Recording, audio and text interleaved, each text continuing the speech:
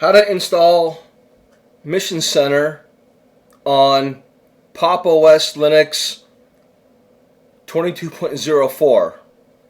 I'm Paul, and I am the lead research technician here at the How to Linux Research Labs, and I am also the administrator of the Pop! OS Linux Facebook group. Okay, let's get started. Okay, so I'm going to show you how to install Mission Center. And Mission Center is a system monitor. Much like the system monitor program that comes shipped with Pop!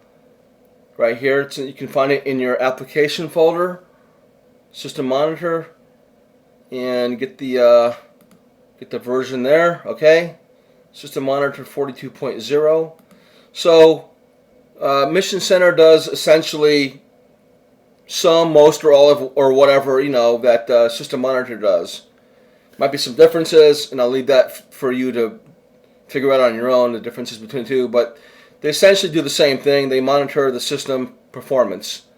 And mainly the system, the system processes that they mainly, monitor are, a lot of it's the basic hardware, CPU, memory, RAM, swap usage, virtual memory usage, disk usage, network interface information, GPU usage.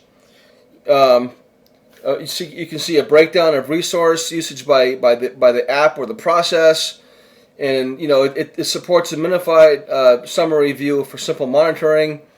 It uses OpenGL rendering for all the graphs in an effort to reduce CPU and overall resource usage. It uses GTK4 and libadwaita. It's written in Rust, and as far as I can tell from my research so far, it seems to be the only way to get it would be in through Flatpak, Flatpak FlatHub, or you can compile it from source. I don't see any option for snaps, app images, or deb files, whether they're provided by the Mission Center developers or whatever the distro maintainers and developers have going on. I don't see anything. I don't see any option that there's going to be an option to use it in any of the distro repos at this point. So it just seems like it's Flatpak only at this point. Okay, so if you don't already have Flatpak installed on your system, you're going to have to install it. Okay, so first I want to show that I'm actually in a Pop environment, Pop! OS 22.04. Okay, so I'm in a Pop environment for sure, and just to prove that we don't have Mission Center already here, we'll take a quick little look here. Nothing there, and then we'll scroll down to the M's Mission Center. Looking for Mission Center. Nothing Mission Center here. Okay, then once we're done, we'll come back and look for it here. We'll try to launch it from terminal, the traditional way, and we can also use the Flatpak runtime to actually launch it, to run it as well. So there'll be maybe 3 options to run it once we install it. So we'll come back to that.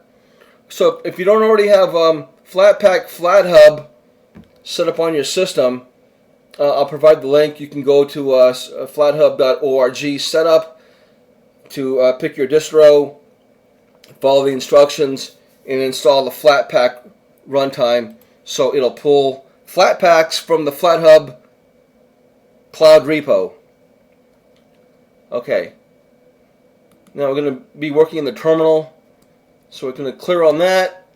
A couple of quick little Flatpak commands that you should know of. First, list, very important. So list will list all the Flatpaks that are installed and some of the runtimes for whatever desktop environment you have. The runtimes are for whatever desktop environment you have. So they're all mixed in here together. But we're going to just try to focus in on whether Mission Center is already here or not. And then once we're done, we can come back here and verify that actually is installed. But yeah, the Flatpak list is a good way to get a quick look at what Flatpaks are actually installed in your system. Flatpak list, okay? And you can see there's no Mission Center here, okay? So when we're done, it'll be there. If you clear on that. Another one is Flatpak update. Now this command here will update your Flatpaks.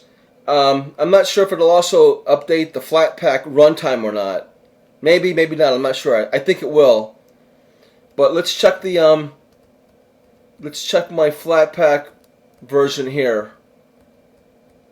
Okay, Flatpak 1.14.4, 1.14.4. I do believe that's the most current runtime for Flatpak, so I'm pretty good there. So I can go ahead and download my Flatpak file to my local drive, and then I'm going to use the Flatpak runtime command line engine to actually install it. Or you can use Flatpak in conjunction with FlatHub, and then just pull it from FlatHub, and it'll download and install it for you. So there's two ways of doing it. I'm going to show a way that maybe most people don't use. They might be more likely to use Flatpak with FlatHub in the command line. So I'm going to download the Flatpak from FlatHub, and it's going to save the actual Flatpak on my local hard drive in my download folder, and then I'm going to CD to where that Flatpak reference package. It's actually the extension is actually .flatpak ref. .flatpak, I guess the ref is a reference, I think. So the full proper extension is actually .flatpak ref, but you can just say it's a .flatpak, essentially. So since I'm going to be using the browser, it's going to probably save it in the download folder. So once we download it, then I'm going to go ahead and CD into the download folder and install it with the Flatpak runtime.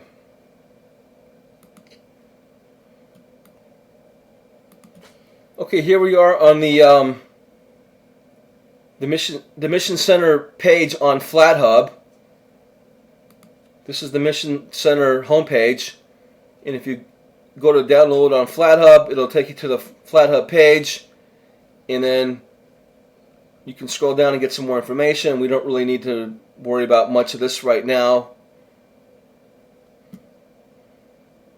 You have to read some of this on your own and try to figure out. I mean, I'm pretty clear on what it does, but keep in mind that it's supposed to be sandbox, but it might also have default permissions that do allow for it to actually access your system from the get-go, because otherwise it wouldn't be useful if it wasn't able to access your system. So you can use a separate program called FlatSeal to manage, to either give more permissions or to take away the default permissions or whatever, from whatever is being applied to the program to begin with when you download it and install it from the get-go. So that program is called FlatSeal. Yeah, and it's 0.3.3, and I did find it in the Pop Shop, and it's the same version here as well. So that's good. Sometimes they're not always in sync with each other, but in this case they are. So if you want to just go the simple route, you can go to Pop Shop and just click the install button there, and it'll install it for you. I like to do things a little bit more the Linux way, which is the command line. So that's what we're going to do. Okay, so then you get some information here. This is also pulled from the actual homepage, so it's kind of redundant. It repeats whatever you'll see here in the features section there. Okay, so we're going to key in on the install button here. Okay, the down arrow will show how to use the Flatpak command line engine to actually pull it from the FlatHub.org repo from the cloud, and install it. Then you can run it either through the command line this way with Flatpak, or look for it in the application folder, or I do believe you might be able to key in the word Mission Center and launch it that way as well.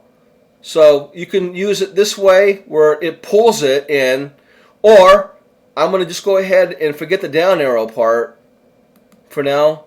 And I'm going to just click on the install. Now this will download that file to my local hard drive. Then it's up to me to know how to deal with it after that. And I'll show you that. It's not very hard. So we're going to click on the install button here. And you can see here it downloaded that .flatpak ref file. Okay? So I'm going to go ahead and minimize that. I'm in the root of the home here. You can do a print working directory. So I'm in the home, but I'm in the user. I'm in this more specifically. I'm in the user folder here as my working directory. Okay. So we can clear on that, and I'm going to go ahead and CD into my download folder, which is where my browser defaults its saves to. And then we're going to do an LSA and try to spot that file. Okay, here it is. .flatpak ref. I wish they wouldn't put the ref there. I think Flatpak by itself would have been sufficient for an extension, but they have ref, which I think means reference. So here's your .flatpak here. So it's the same thing. You see, it's the same path here. The same name. This whole string here is the same that you would see. See, IO Mission Center, and you can see it's small cap, big, and then cap there. And if you come back over here, you'll see it's the same thing. So you can either have Flatpak download it for you, or you can just download it manually and then deal with it. Okay, so we've downloaded it. Now we're ready to work with it. Okay, here's the command that we're going to use. Here's the syntax we're going to use to install the Flatpak package. Okay, so we're going to use Flatpak, and we're going to use the sub command, or this is the command here. This would be the argument. This, I guess, would be like a switch or sub command. Anyway, I think this last one would be the argument actually. Maybe this one's the argument. I'm not sure. No, it's the command, sub-command. Or you can say this is maybe an option or a switch. And then this is the argument to everything. Anyway, so this is the syntax essentially, though. Forgetting for a moment the actual labels for each word. But this is the syntax regardless. Flatpak, install, and then we're going to install. Okay, now let me show you what I did. I actually you can just key in even this just to see if it recognizes it. You can just key in IO, do a tab, and if it's the only thing in here and it recognizes it, then it'll just auto-complete it once you tab it. Okay, so once we're all set up here, we're ready to go ahead and key hit the enter key, and then it's going to prompt me here. Now it's going to say it's going to do the same thing as if you were pulling it this way. If you're doing it this way, so it's the same thing as like that. It's going to just say, do you want to go ahead and continue for me to do essentially what I would have been doing if you use the other command there. So it's going to download that like that. Well, actually it's going to install it. It's already downloaded.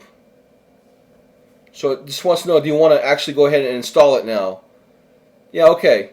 We're going to say, let's take a quick little look here though. The remote flat hub referred to by Mission Center located. Okay, so this is really information that you should probably already know, and you don't have to worry about it. Essentially, you just have to key in on. Should the remote be kept for future installations? Yeah, let's keep it. I have no problem keeping it for future installations. Okay, so the remote would be the flat hub. That's the remote. Okay, so yeah, I'm gonna go ahead and key in Y on that, and then I have to authenticate real quick. So I'll give my password. Okay. So we're past that. That's the first prompt. Do I want to keep the flat hub? Yes, of course. I want to keep that flat hub. So if I ever want to come back and download things this way, I can. Or probably if I also want to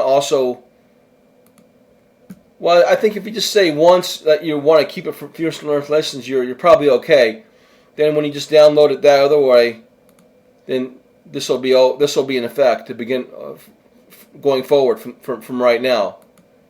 Otherwise, you can always just download them separately and then run it. And then I'm not sure if you would be prompted each time for this first prompt here, or this is like a one-time deal. I'm not sure. Anyway, okay, so this is important because Flatpak deals with a lot of runtimes and whatnot. It gets a little confusing even for me. I haven't really done a deep dive into their documentation. But essentially, this is going to be for the GNOME desktop environment. I'm not sure at the 44. I know we're on 42.5, so I'm kind of expecting this to be 42.5, but maybe it'll still work in a 42.5 environment. But yeah, so when you see GNOME, look for a number, and that will give you an idea as to what desktop version of GNOME it's referring to. Now we are on 42.5, so let's see if it works here. So that's the runtime. When you see all this runtime stuff, it refers to your desktop environment. Whether it's GNOME, some of the main ones, GNOME, I think, KDE, maybe XFace. I'm not sure beyond that. Anyway, so we're okay here. Do I want to install it? Yes. I'm going to go ahead and key in yes on that. And if you did that Flatpak list, you'd probably see this runtime was already there. I didn't really look for that, but that should be in your Flatpak list command. Okay? Okay, so I keyed in yes. Now these are the default permissions. Even though it's sandboxed, it still has default permissions out of the box. And if you use FlatSeal, you can either remove these and or add to it. Okay? Then there's some more information here about local paths where it's going to install things locally. Here's some of your Flatpak runtime information. And then some more information here about your, again, more just Flatpak runtime information and whatnot. It gets a little confusing. There's a lot to digest. It's got its own little language, so you have to, really, educate yourself a little bit on how to use Flatpak. It's not just boom, boom, boom. You have to educate yourself with your documentation and whatnot. Okay, so then we're pulling it from FlatHub essentially. Then there's some information here about, let's see, which one of these in the pops up, it would be like what, up to 5. When you see up to, that means it's probably a Flatpak as opposed to a .deb file. So up to 5 megabytes. Okay, so let's take a look and kind of match that up. Maybe, okay, I'm thinking maybe it's this one here. Yeah. So all the other things are kind of like, things that help it. But this is the core of it right here. This is the core of the binary here. Okay. So next prompt, proceed with these changes to the system installation. Okay, yes. I definitely want to go ahead and proceed with the changes. So key in Y, enter on that, and then let it download and install. Okay, we're done. Installation complete. Took a couple of minutes, but everything completed without any errors or faults. All green check marks here. Everything looks fine. Installation complete. Okay, it seems like it's been installed without any errors. Okay, so we've downloaded and installed Mission Center. Next step, go back there, clear on that. And I just want to take a quick little look at Flatpak list. And let's see if it's been added here. Okay, there it is there. It wasn't there before. So you can see all the column names here. And you find the row it's on, and you can go left to right. See the name, the application ID, and then the version, yep, stable. And it's actually, I didn't really get into whether we were going to do it for user or global, but it did this for global. So any user on the system is going to be able to use it, as opposed to just whatever user that was logged in when it was installed. So this should be for every user on the system. So it was installed in a system slash global context here. Okay, and then you can see some of the other runtimes that we were looking at there. I think they're probably here. Yeah, right here. So 44, 44, 45. We're on 42, but I guess if it installs into a 44 environment, it should still work on a 42. If it's using the 44 runtime and you're in a 42.5 environment, I guess it's still going to install it and run it. So I think you're okay, looks like.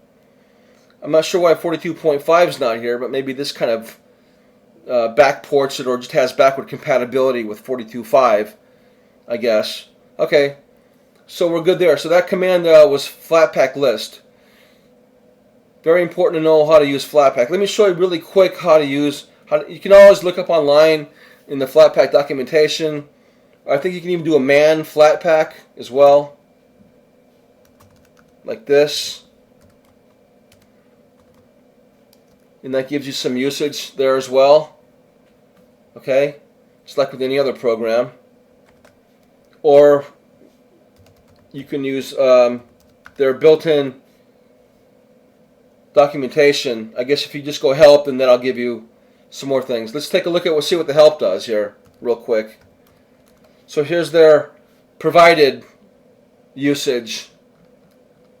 Okay, so you have a few options for getting familiar with the Flatpak runtime command line engine. Okay, so we've installed Mission Center. Okay, and we verified that it's installed, and we checked everything we're going to do in the command line for the moment. I just want to go, okay, now it's time to spot it and launch it. First thing I'm going to do is to the GUI. Let's see what we see in here. No Mission Center there. Go over here, scroll down to the M's, and there's Mission Center there. Okay. Single left click on it, and it'll gyrate and it'll open. Okay, great. That looks good. That looks like what it should look like. Come up here real quick. 033. Okay, everything looks good here. I'm not going to get into actually using it. We can both get familiar with it on our own time. But this looks really good here. It looks like it's working. Okay. Okay, so I'm going to X out of there, and I'm going to try to launch it a couple other ways. Now let's see what happens if it's on the path or not. If the binary is on the path when you try to launch it the traditional way. Okay, as I'm typing in characters here, I'm using the tab key to see if it auto-completes, and it's not really auto-completing it, so I don't know if it's on the path actually. And I'm not going to try to figure out exactly what the command would be to actually install it. I mean, to run it launch it from the terminal. I'm just going to go with Mission Center as my first choice, but I mean, it's just not auto-completing anything. So I don't know if it's on the path for us to launch it in the traditional manner. Okay, that's fine. So we can't do it that way, but we can launch it from the application folder there, and we can also use Flatpak to launch it. Okay, so Flatpak, run, and then key in the M. Let's see if it auto completes anything. Okay, I need to look and see how I need to launch this. Okay, so my mistake was I just went for this kind of go-to name that probably everybody would default it to, Mission Center, but it's the actual entire ID that we saw before in the Flatpak list. So if you just type in an I, and then it'll just auto-complete everything else from there for you. So yeah, it has to be these two dots here. io.missioncenter, small case, dot mission center, capital. Okay, so you have to have this whole string here. Okay, as opposed to just have, normally when you launch programs from the terminal, you just would key in the name of the program, all in small case, and it would launch it for you if it was on the path. A little different in Flatpak. You have to actually use the complete app ID here. Okay, so here's the syntax here. Flatpak, so before it was installed, this time it's run. In the ID of the program the Flatpak that we installed. Okay, so we're all staged up here, ready to launch it from the terminal. Okay, so once we have that all keyed in there, we're all staged up. Let's go ahead and enter on that, and it launched it. Okay, good. And then we don't have to check anything else. We're good here. Now, so this essentially is probably kind of the same as launching it the traditional way with just the program name. I think some of the same principles apply here. This back-end process has to be left running in order for the front-end process to keep running, and vice versa. If you X this out, then it'll kill the process in the back-end here. So they have a symbiotic relationship. They rely on each other to live. If you kill one, you kill the other. Which could be a little bit of a drag because you have to dedicate at least a whole window and one tab to that. So if it can kind of clutter your workflow up a little bit. Obviously, launching it from the application folder will forego all this. So that might be the better way to do it. Launching it from here might be more your plan A, so to speak. And then this could be plan B in case the first option doesn't work. Also, one good thing about launching it from the command line is that it gives you some output, and it's kind of cryptic. You have to kind of know how to decipher everything. It's not in plain English necessarily. But if you're having problems working with Mission Center, and once it launches, and/or you're having trouble launching it, if you launch it from the command line, then this will give you errors that you might be able to debug as far as launching it. And if it does launch properly, and you're having trouble with the working in the interface here, and then you might get some output here in the back end as well on how to actually debug performance and functionality issues as well. But I would say this front end, back end, command line terminal GUI tandem would be more like Plan B, and Plan A would be launching it from the terminal. Okay, so I'm going to go ahead and Control Z on that, and clear on that. Go back to my NeoFetch real quick here. And here's my NeoFetch here. Okay. Can minimize that. And I did kill the back end, so the front end, sometimes it goes away, sometimes it doesn't. At the very least, it'll just stop responding. Everything will be frozen, unavailable, whatever. Sometimes the whole GUI goes away. Other times it'll just freeze and you won't be able to work with it at all. Probably won't even be able to close it unless you come down here and do something, or force quit there. Okay. Okay, so you see what I did there when I killed the process in the terminal. It froze the front end GUI part, so they have to live together.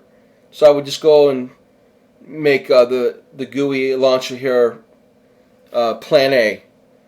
Okay, so that was pretty much about it. That was how to install Mission Center System Monitor 0.3.3 on